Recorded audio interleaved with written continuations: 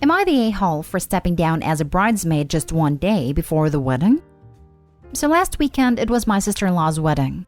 My sister-in-law is my fiancé's sister, to clarify. I've been with my fiancé for 5 years, and we've been engaged for 2. Before I got with my fiancé, his family was trying to get him to date another female friend of his, who he no longer talks to because she said some pretty horrible things about him and some of his friends. Plus, she was always trying to put me in my place since I started dating my fiancé, claiming she'll always come first in his life. Long story short, stuff happened and they no longer talk.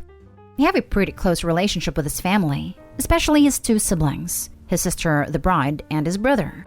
One day before the wedding, we were having a family lunch with the bride's family, and during lunch she started mentioning that female ex-friend of my fiancé. She started saying what a gorgeous girl she is and how pretty she is. My fiancé and I felt uncomfortable. And my fiancé was pretty pissed because that ex-friend has caused a lot of damage in my fiancé's life in the past. So it was hurtful for him to hear his sister praising her like that. But he stayed silent since he didn't want to cause drama during the wedding period.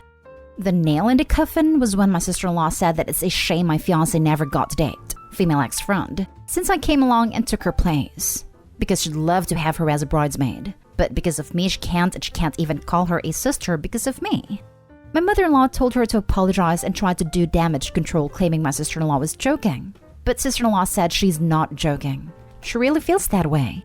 Then proceeded to say she loves me as her new sister-in-law, but she'd just prefer female ex-friend. I kindly got up and excused myself, saying I'll head home. While I was gathering my stuff to leave, I also said I'd withdraw as a bridesmaid since I'm not really the one she wanted there, and that she should contact ex-friend while she still has time, and I'll give her my dress since we are the same size.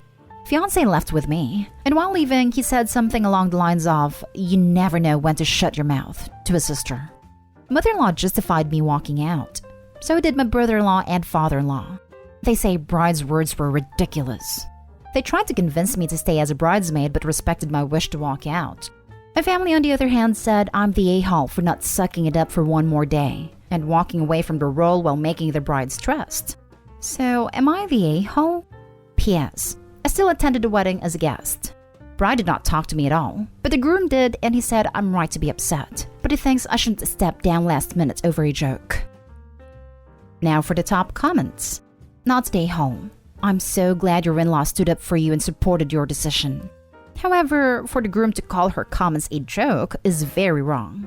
Was he there when she initially said them?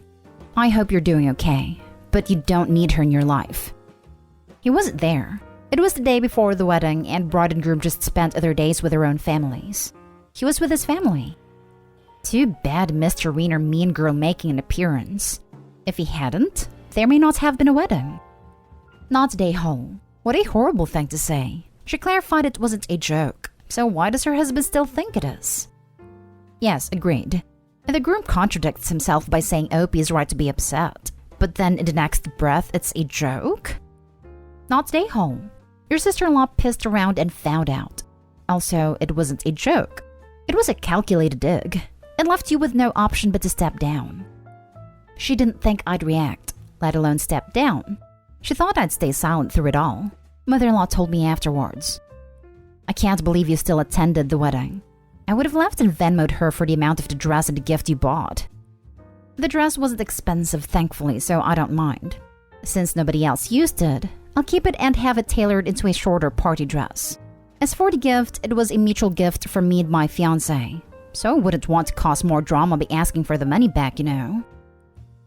Next story is titled, Am I the a-hole for telling my cousin that my best friend slept with her fiancé while we were on vacation? For context, I have known my best friend for about 10 years. We, both 23, met in middle school.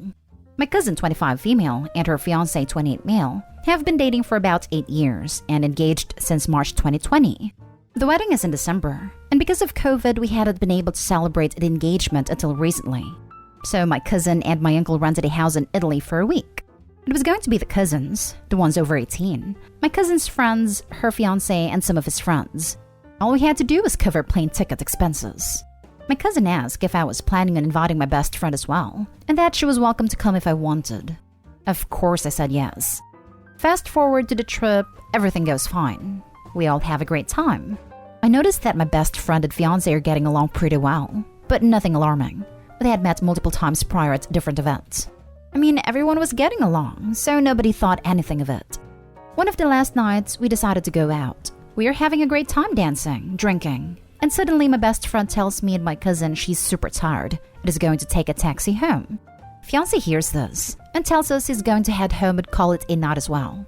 They order a taxi and another friend of Fiancé's joins them. We end up going home early that morning after watching the sunrise, then head to bed. Everything is fine. We go back home a few days later. About a month passes and life has gone back to normal. Except my best friend is being a bit weird. I share an apartment with her, by the way. Until one night we are sitting down on the couch and she just breaks down and tells me she has something to tell me, and that she feels awful about it, but I have to promise not to tell anyone. I say of course, because, well, this is my best friend. She proceeds to tell me that on the night they left the bar early, they ended up sleeping together. That they were smoking outside and started talking and ended up having some more wine, and that it just happened. I was stunned. I didn't know what to say. I told her, I can't believe you've done this. You've ruined my cousin's life. She tells me that if I don't tell her, she will never know, and we get into a huge fight. A few days later, I decided to go to my cousin's house and tell her, not because I want to hurt anyone, but because she needs to know who she is marrying. She's pissed, calls her fiancé, and everything goes downhill from there. Now my whole family's so angry at my best friend and at me for bringing her. They're currently not speaking to me, saying I should have picked my friends better, that I've played a part in ruining her life. My best friend is also pissed, I told her, saying she feels betrayed and like she can't trust me anymore. My cousin is the only one who's on my side, but she's a bit busy trying to figure everything out. Am I the a-hole for telling her? Not the a-hole. Let me see if I can get this straight. Your best friend slept with a man who was in a committed relationship with your cousin. The best friend has the nerve to be angry at you for telling the woman whose life she messed up, who was your cousin, despite the fact that she slept with him. It was totally in the wrong. Your family, except the cousin, is all angry at you like this is your fault, that the fiancé cheated? All you did was spare your cousin heartache before she married the man. The family should be thanking you for that, and be angry only at the friend and the man. The friend should be angry at her own actions, and at the fiancé for putting her in this situation. Also, if the friend didn't want this getting back to the cousin, maybe she shouldn't have told Opie. I about lost my crap. The best friend is the one who feels betrayed. Lol, OMG. The entitlement in that one is legendary. Not the a-hole. As someone who's been cheated on and having so-called friends hide it from me, I'd have been more forgiving if I was told before. Your so-called best friend messed up. Your cousin's fiancé messed up. You did the right thing in telling your cousin. And everyone here needs to be pissed at the fiancé, who barely gets a mention. He is definitely the most at fault here, having cheated while in a committed relationship and told no one. Not the a-hole. Not the a-hole. There is no way you could have known your best friend and cousin's fiancé would sleep together. I don't understand how your family can say you chose your best friend over your cousin, when you actually told your cousin even though your best friend asked you not to. The only a-holes here is your cousin's fiancé and your best friend. Next story. Am I the a-hole for walking out in the middle of my boyfriend's birthday party? I, female 25, have been with my boyfriend, male 28, for 3 years. Our relationship is great, and we rarely fight. His birthday was days ago. I wanted to do something together, but his parents already decided to host the party at their house. My boyfriend got there first. I showed up after I got off work, and he was there with the guests, busy talking and greeting in the backyard. I took a seat in the back and the sister showed up with her husband and son Jake. We're not on good terms, by the way. He said hi, then asked if I could watch her son Jake. I was like, but she disappeared and left her kid with me before I could even answer. So I decided to just keep an eye on him till she gets back since he was sitting across from me. I spilled my drink on my top, which was messy. I gave Jake my phone to play on it and asked him to sit still till I get back. Then I went to use the bathroom to clean up the stain. Clearly, Jake walked towards the pool, and the floor was slippery, so he slipped and fell and injured his knee. That's when I heard loud noise coming from outside like people panicking. I went to see what's going on, and saw my boyfriend and his family with Jake. I heard my boyfriend's dad ask who was supposed to watch Jake, and his sister said my name. My boyfriend saw me and shouted, "Opie, where the hell have you been? How could you let this happen?" I was taken aback and said I was in the bathroom cleaning up the stain. He asked, "Is the stain more important than my nephew?" I explained that his family or his mother should have kept an eye on him. He said there are many guests, so they probably didn't notice, and said I should stop turning this around on his family since I agreed to watch Jake. I said no, I did not initially agree to watch Jake, and came to the party as a guest, not as a babysitter. And that his sister just dumped him on me and disappeared without even waiting to hear if I was going to say no. We had an argument, and I got fed up being presented with a hypothetical scenario after a hypothetical scenario of what could have happened if Jake fell inside a pool and was blamed to no end. So I grabbed my stuff and walked out. My boyfriend's parents saw me leave, and he followed me asking me to wait and return, but I refused. He said I have no reason to be upset, but more reason to be worried just like they all were, and insisted I go back inside, but I got in my car and left. He came back later looking pissed. He said that yes, while it might be his sister's fault for still bringing her son after he stated he didn't want kids there because of the pool, but said I ruined the party by walking out and refusing to take responsibility, and admit I should have made sure Jake was safe before leaving him out of my sight whether I agreed to watch him or not. He said his parents are rightfully upset and didn't appreciate my behavior earlier on. Then walking out, which hurt him on a personal level since his birthday, should mean something to me. I felt like he might be right and mishandled this entire situation. Am I the a-hole? Jake is 4 years old. Everyone sucks here. She shouldn't have ditched her kid with you, but it's not shocking to understand why you shouldn't leave a toddler alone, especially by a pool. Did you really think telling him to sit still was going to work? There's immaturity in both ends in this post. She should have found sister and said, I won't watch your kid. If you know you're the only adult watching a toddler and you leave the room without telling another adult, not okay. Regardless of how the situation came to be. Obviously, everyone else in this story sucks for obvious reasons. Yeah, I was very much no peace side at first because it's never okay to dump your kid on someone who doesn't agree to look after them. But she lost me very fast at the moment of walking away.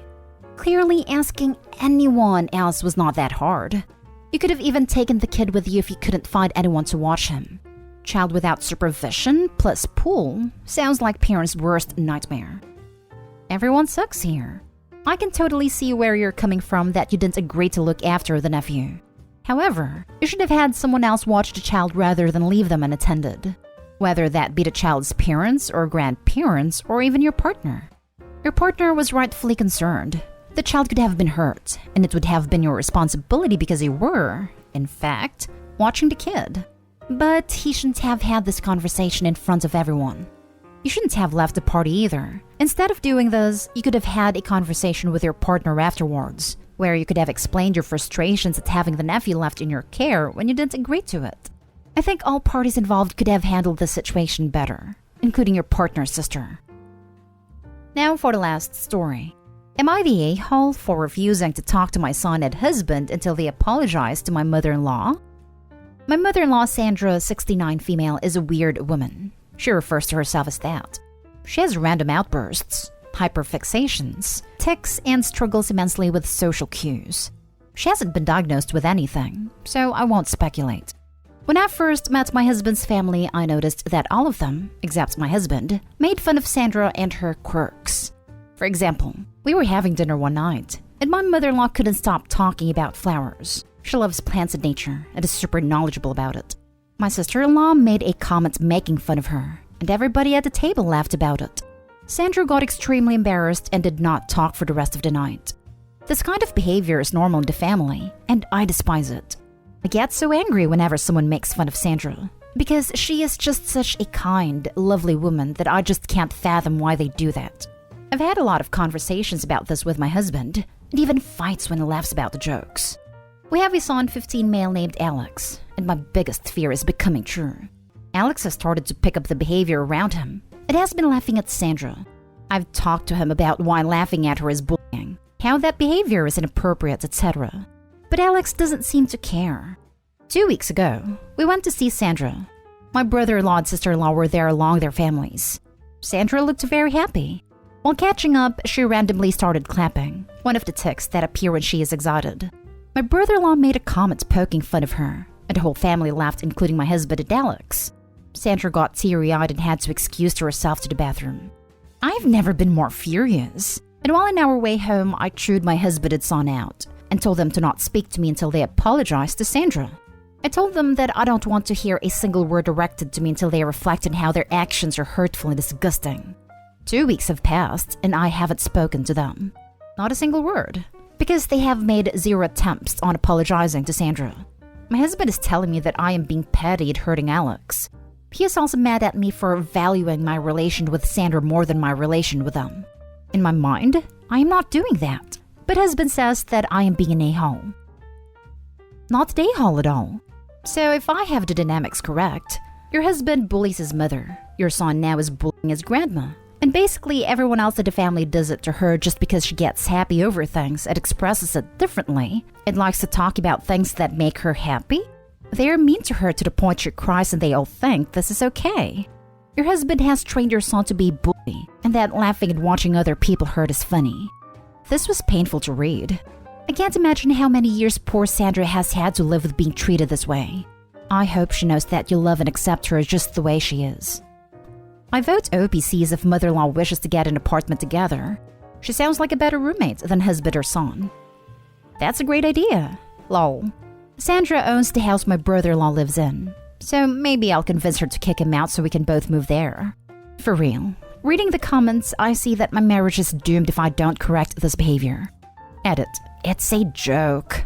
I won't abandon my child or anything similar. Please don't tell me I'm an awful mom. They're tormenting a woman who clearly is neurodivergent. It's disgusting. I am with you. Both need to learn not to pick on disabled people. I would also be guessing my marriage too if I were you.